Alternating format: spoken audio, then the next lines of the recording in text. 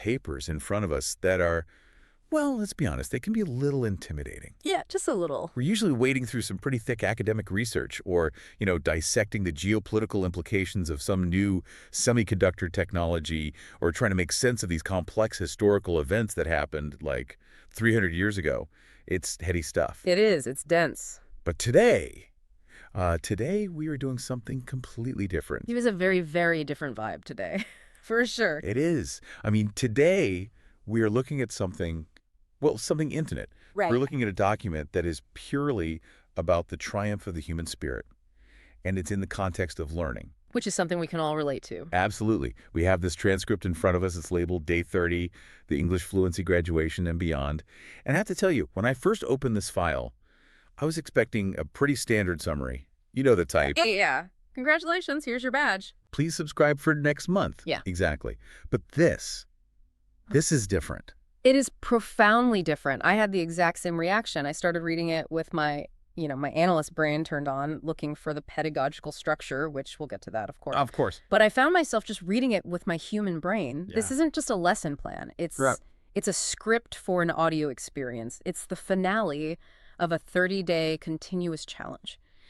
And what really struck me right away, it wasn't just the advice, so the advice is excellent. It's very good. But the emotional architecture of the whole piece. Emotional architecture. I love I that. love that phrase. It really, really fits because the document it's built to make you feel something specific. Just look at the stage directions right at the very top of the page. Before a single word is spoken. Exactly. It sets a scene. It describes warm, triumphant intro music and gentle piano chords building into a full, uplifting orchestral swell. It's cinematic. It's designed to make you feel like you're the protagonist in a movie who just, reached the summit. And that is not accidental, not at all. That is psychological priming. When you're learning a language, or really any difficult skill, so much of the battle is just anxiety. Oh, for sure. It's cortisol. It's the fear of being wrong, of sounding stupid.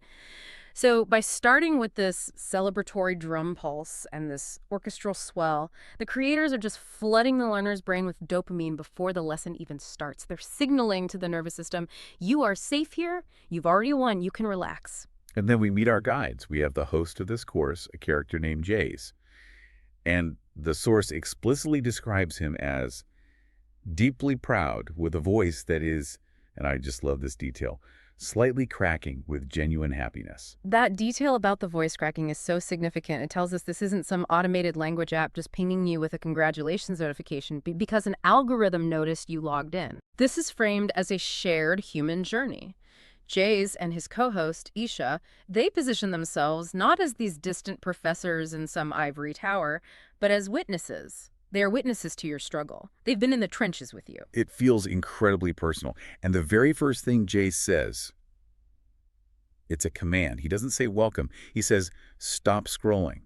It's written in all caps in the transcript. Stop scrolling and just let this sink in. Yeah. That command for mindfulness, it's just crucial. I mean, think about the modern digital learning environment. We are so used to the swipe culture. Everything is a swipe. Finished a lesson, swipe. Finished a video, swipe. We consume content like we consume, I don't know, potato chips, mindlessly, just looking for the next hit. Jace is forcing a pause. He's putting a hand up and demanding that you, the learner, acknowledge the magnitude of the number 30. Okay, so let's unpack that number. Why is 30 such a big deal? Yeah. I mean, to play devil's advocate for a second, in the grand scheme of learning a language, which takes years, maybe a lifetime, 30 days isn't really that long, why this heavy focus on this specific milestone? It's not about the duration of time. It's all about the consistency. The source emphasizes this over and over again. Jay says, not 30 random lessons, but 30 consecutive days. That is the mission of this whole source material. It's about validating the act of breaking a habit of quitting. A habit of quitting. I like that. You have to understand, most people who start a self-guided course, whether it's language, coding, fitness, whatever, they drop out by day 3. I've been there. We've all been there. If they make it past that, they drop out by day 10 when the novelty wears off. So reaching day 30, that represents a fundamental shift in behavior. It's the formation of a new neural groove. It's proof to yourself that you can do it. It's the difference between a streak and a habit, isn't it? Exactly. A streak is fragile. You miss one day, it's broken, you feel like a failure. A habit is sturdy. By day 30, you have proven to yourself that you can show up even when you don't feel like it. He frames it so beautifully in the text, too. He asks, if someone had told you on day 1 that you would still be here on day 30, listening, repeating, speaking out loud in your room in Shimla, would you have believed them? I just have to pause on that one detail. Your room in Shimla. It's so specific. It is specific, and it is brilliant writing. It completely grounds the experience. It evokes the image of the solitary learner. Language learning is so often a lonely pursuit, right? You're in your bedroom or your car or some small room in Shimla, talking to yourself, feeling a bit silly, wrestling with your own tongue. Totally. So by acknowledging that specific, quiet setting, the source validates the private struggle that came before this public graduation. It's basically saying, I see you alone in that room, and I know how hard it was. So this is graduation day. Mm-hmm. But the source makes it really clear this isn't about passing some test. There's no exam mentioned anywhere in this transcript. There is no score. There's no pass or fail. Exactly. The graduation is for survival. It's for showing up. The core hook here is that you, the learner, have already won simply by being present on day 30. Jace says, today is not just another lesson. Today is your graduation day. It's a transition point. And that brings us to, I think, the most interesting psychological aspect of this whole text, the identity shift. Let's get into that, because usually when we talk about learning English, we're talking about, vocabulary lists or grammar rules or sentence structures. But this transcript starts with what I'd call mantras. It feels more like a therapy session or a sports huddle than a classroom. Yes. And Isha, the other host, she leads this interactive segment. She asks the listener to speak a very specific sentence out loud. She says, I completed 30 days of daily English practice. I did not give up, and I am continuing. I did not give up. Yeah. That's powerful. It's so simple, but it's heavy. It's an affirmation of resilience. It is stating a fact that proves character. It directly counters that internal narrative that so many learners have, which is, I am a quitter, or I am not good at this. But then look at the second part, and I am continuing. Yeah, that's the key. It bridges the past achievement with future intent. It's not over. And then they take it a step further. This is where it gets really fascinating for me. The source asserts, you are no longer someone trying to learn English. You are an English speaker. That's a huge distinction. Trying to learn versus being a speaker, is that just semantics? Or is there some real psychology there? Oh, it's everything. It is the difference between an aspirational identity and an actualized identity. As long as you view yourself as a student or someone trying, you are giving yourself permission to be passive. You're preparing to do the thing. You're waiting for permission from someone, from some authority. But when you claim the identity of English speaker, even if you're an imperfect one, you are claiming agency. You are saying, this is a tool I possess, not this is a mountain I'm looking at from a distance. It reminds me of that idea in, I think it's in Atomic Habits. You don't try to be a runner. You become a runner the moment you put on your shoes and go out the door. Yes. Even if you run slow. Even if you walk half of it, you are a runner because you are running.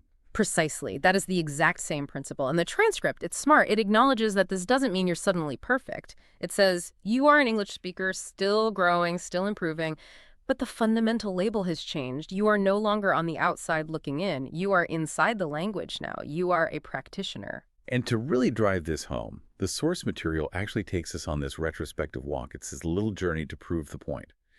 Jace breaks down the timeline from day 1 to day 30, and it reads like a montage in a movie, flashing back to where we started. It's a brilliant pedagogical tool. It really is. Yeah. Because we as human beings, we are terrible at noticing our own incremental progress. We suffer from what's called change blindness regarding our own skills. Right. You only see what you can't do yet. Exactly. We only see the gap between where we are now and where we want to be. We rarely, if ever, look back at the gap between where we are and where we started. Jace forces the listener to look backward. He makes you appreciate the distance you've traveled. Let's look at the milestones he mentions, because I think anyone listening who has learned any skill will relate to these. Day 1, nervousness with basic greetings. Just, hello, how are you? That's high anxiety, low competence, the classic beginner state. Your mouth feels weird making the shapes. You feel like a complete imposter. You feel like everyone is judging you, even if you are totally alone in the room. Then day 5. Clear self-introduction. Yeah. So we're getting somewhere. Then day 8.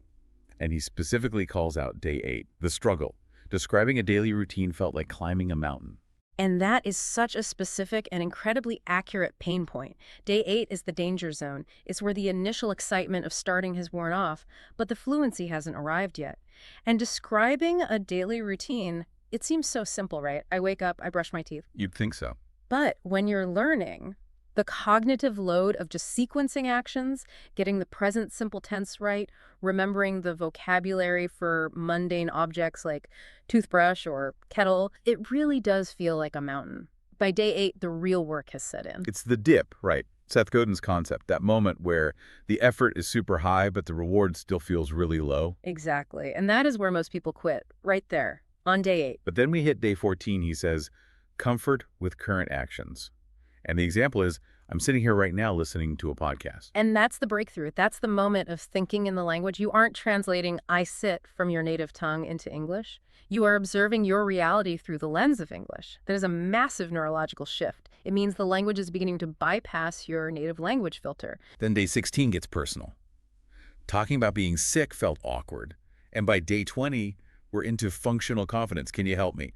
Or I'm under the weather. Notice the progression there. It goes from who am I, which is the introduction, to what do I do, which is the routine, to how do I feel, which is sickness, to how do I interact with the world, which is asking for help. Wow. Yeah. The curriculum he's describing in this retrospective, it mirrors the hierarchy of human needs. You start with the self and you slowly expand outward into the world. It's very smart. And finally, day 27. Idioms going from alien language to understandable concepts. And then the realization today on day 30 of thinking to yourself, that was a piece of cake. And that usage of piece of cake, that's meta commentary right there. To even understand the phrase piece of cake, you have to have moved beyond literal translation. If you translate that literally into Hindi or French or Spanish, it just means a slice of dessert. It makes no sense in that context. You have to understand the cultural nuance to know it means easy. So by using that specific idiom to describe the journey, the source is proving the learner's fluency to them in real time. Jay sums this all up by saying, you didn't just learn words and rules. He lists 3 things that were trained. Number 1, the mouth. Number 2, the ears. And number 3, the courage. That is my favorite part of the entire text. I got chills when I read that. You trained your courage. We so often treat courage as this fixed character trait. You either have it and you don't. But here, it is treated as a muscle. That you can build. That you can build. Every single time the learner spoke out loud in that room in Shimla, they were doing a rep of courage. They were facing the fear of sounding stupid, and they did it anyway. And that courage transfers, by the way. If you are brave enough to speak a broken sentence in a new language, you are brave enough to do a lot of other hard things in your life. And the big takeaway from this whole retrospective section is framed as this definitive argument. Consistency beats talent every single time. It's the tortoise and the hare applied to linguistics. It's so true. You can have a high aptitude for languages, you can have a musical ear, you can be a genius. But if you don't show up for 30 days, the person with just average aptitude who does show up will lap you. The brain rewards frequency far more than it rewards intensity. Right. It's much better to do 10 minutes a day than to try and cram for 5 hours on a Sunday. 100%. It's not even close. The section then ends with another affirmation. This one's led by Isha. I am braver.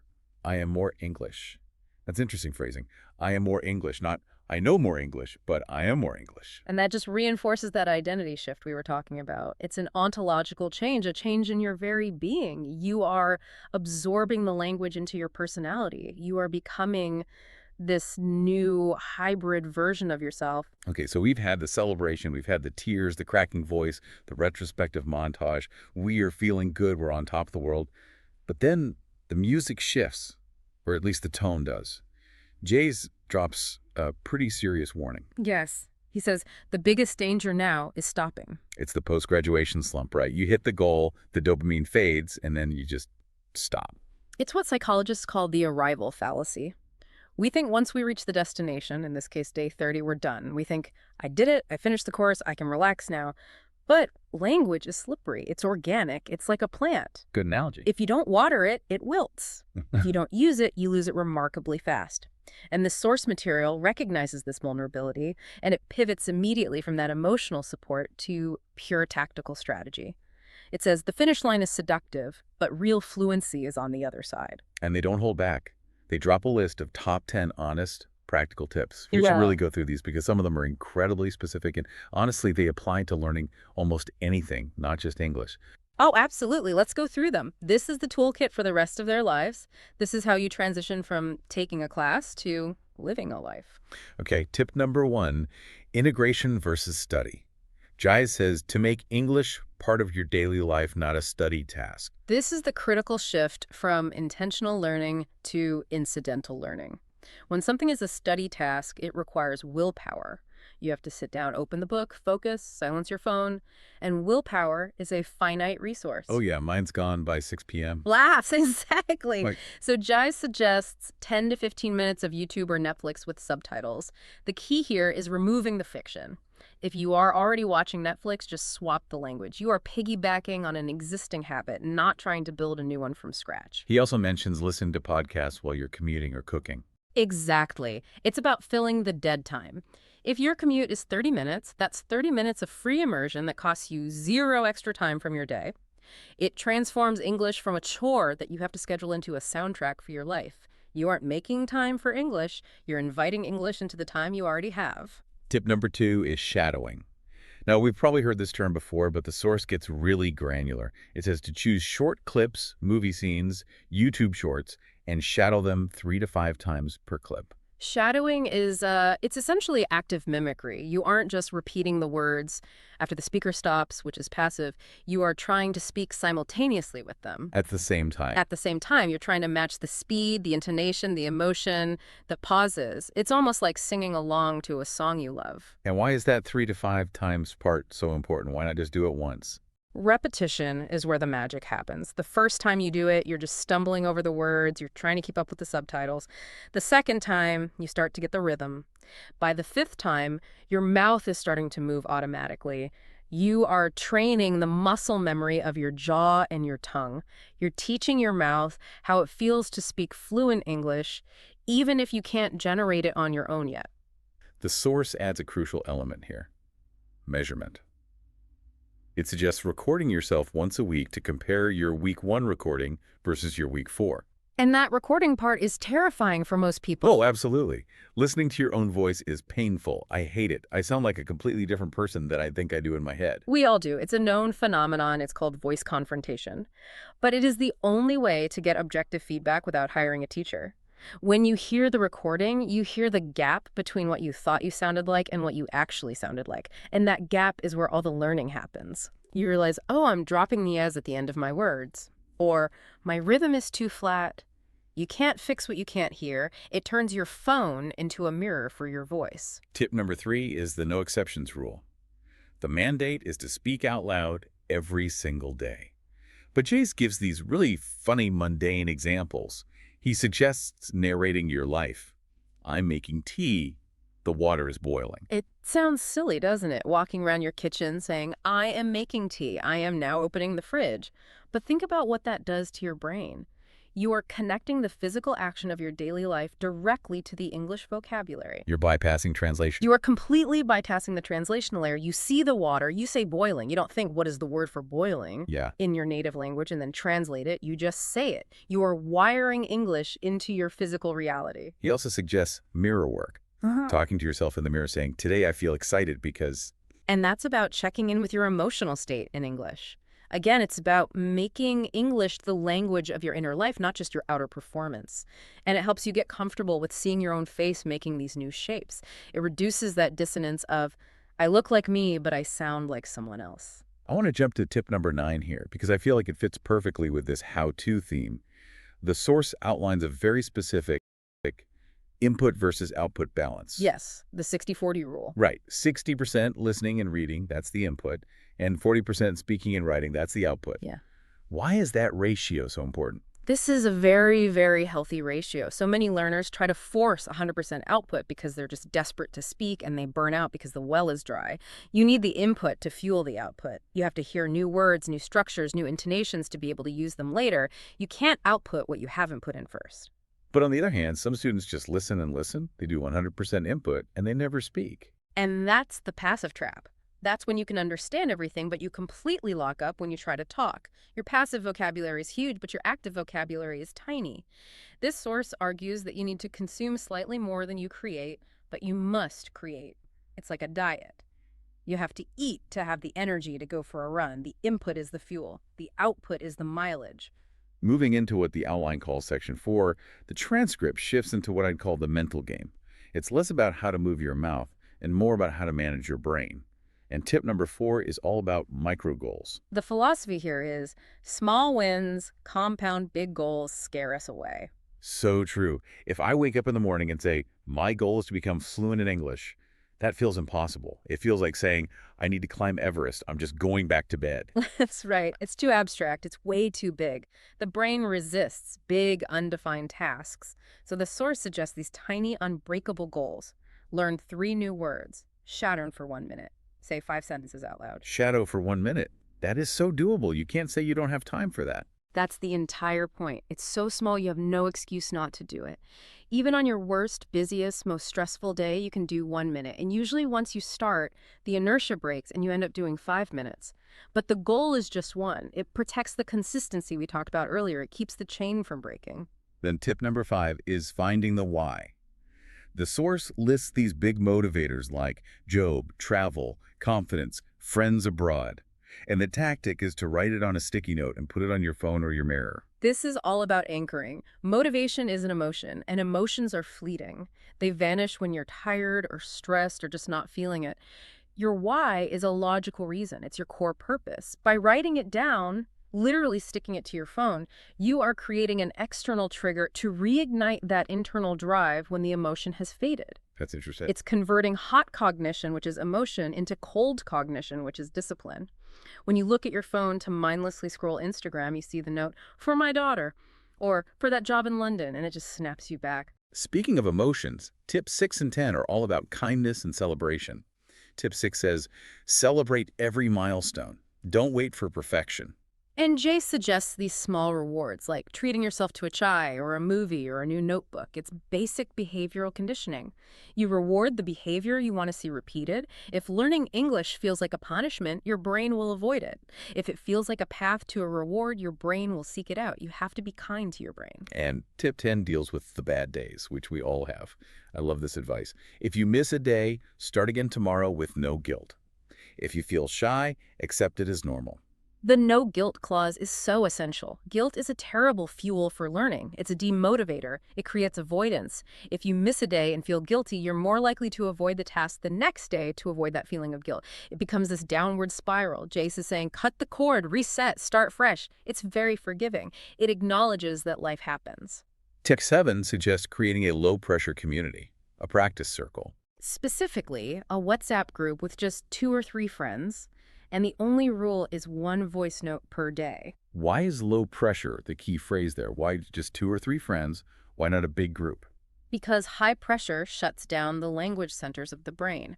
There's a famous linguist, Stephen Krashen, who calls this the affective filter.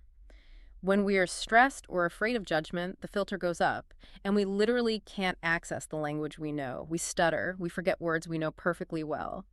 A tiny WhatsApp group with friends is a safe container. It lowers that filter, allowing you to take risks. You aren't performing for a crowd, you're just talking to your buddies. Which leads perfectly to tip 8, the reality of mistakes. The source delivers a really hard truth here, except that you will still make mistakes forever. Forever. That is such a liberating word. It is. It validates that even native speakers make grammar slips. We do. All the time. We mumble, we use the wrong tense, we restart sentences halfway through. The source is trying to shift the goalpost for the learner away from 0 mistakes and towards being understood and confident. That seems to be the central thesis here, reframing anxiety. If perfection isn't the goal, then a mistake isn't a failure. It's just data. Precisely. A mistake is just a signal that you are pushing the boundaries of your current competence. If you aren't making mistakes, you aren't really learning. You're just reciting what you already know. The English speaker isn't the one with perfect grammar. The English speaker is the one who speaks despite the mistakes, the one who stumbles and just keeps walking. So we've gone through the psychology, the retrospective, and the tactical battle plan for the future. And now we arrive at the emotional climax of the transcript. Section 5, the life homework. And I love that distinction. Life homework, not school homework. This isn't for a grade. This is for your life. Isha leads with one final affirmation. English is not something I study. English is something I live. And we're right back to that identity shift. Study implies a chore. Live implies existence. It means English is now the water you swim in. It's just part of your operating system. Then Jasud initiates what he calls the graduation ceremony ritual. He asks the listener to physically stand up. Put your hand on your heart, or raise your fist, or just close your eyes and smile. And using physicality like that is a very strong memory anchor. There's a concept called embodied cognition. By engaging the body, standing up, putting a hand on your heart, the learner is encoding this moment of pride into their physical nervous system. It stops being just an audio file you're listening to and becomes a real event, a memory. It anchors the feeling of success to a physical posture. And the hosts, Jais and Aisha, they offer this incredibly sweet thank you. They say, "Thank you for trusting us. You did something hard. You did something brave." Which acknowledges the vulnerability of the learner. I mean, trusting an unseen voice to guide you through the embarrassment and difficulty of learning a new language, that requires a lot of faith. It's a really nice moment of reciprocity. Then they assign 4 specific tasks. We should go through these because they are essentially the to-do list for the listener for right after the lesson ends. Task 1, the time capsule. Record a 60-90-second voice note to me on day 1, expressing pride. This is about closure. It's closing the loop between the nervous beginner you were and the graduate you are now. It forces you to articulate your own growth. And can you imagine listening to that in a year? It's a gift to your future self. For sure. Task 2, the gratitude message. Send a text or a voice note to a supporter, a friend, a family member, telling them one thing you can do now that you couldn't do before. That's about social validation. By telling someone else, you make the achievement real in the social world, not just inside your own head. And it gives your supporters a chance to cheer for you, which just feels great. We all need cheerleaders. Task 3, the habit commitment. Decide on the next small daily habit. This is so important. It prevents the void. You've finished the 30-day course, so what happens tomorrow morning? If you don't decide right now, you'll wake up and you'll do nothing. You need a pre-decided action to maintain momentum. Tomorrow at 8 a.m., I will shadow for 5 minutes. You have to book that appointment with yourself. And the final one, task 4, the anchor. Coming back to this episode whenever a reminder of progress is needed. It basically turns this specific transcript or this specific audio into a sanctuary, a place you can go to recharge. When you feel discouraged in 3 months, and you will because learning is never linear, you can come back here and remember, oh yeah, I can do this. I've done it before. As the source material winds down, we get this synthesis of the whole experience. Jace reiterates that this isn't an ending. No, it's the beginning of natural usage. That's the phrase he uses. You aren't done, you're just ready. You've built the boat, now you actually have to sail it. The transcript describes the host's voices overlapping warmly at the very end. They say, keep speaking, keep growing, keep shining. It's a very human sign-off, and it emphasizes growth over mastery. Keep growing implies there's always more to do, but it frames it as a positive process. It's about expansion, not completion. You know, reading this source, it really challenges the traditional view of what fluency even is. We tend to think of fluency as a certificate you get, or maybe a level you unlock in a game. Yes. We think of it as a destination. When I am fluent, then I will speak. When I am fluent, then I will apply for the job. When I am fluent, then I will be happy. But this source argues that fluency is actually a state of being comfortable with imperfection. It suggests that fluency is the act of doing it, as messy and imperfect as it may be. The English speaker isn't the one with the perfect grammar. The English speaker is the one who is speaking. It's a practice, not a possession. You don't have English, you do English. Which brings us to the end of our deep dive into this graduation day.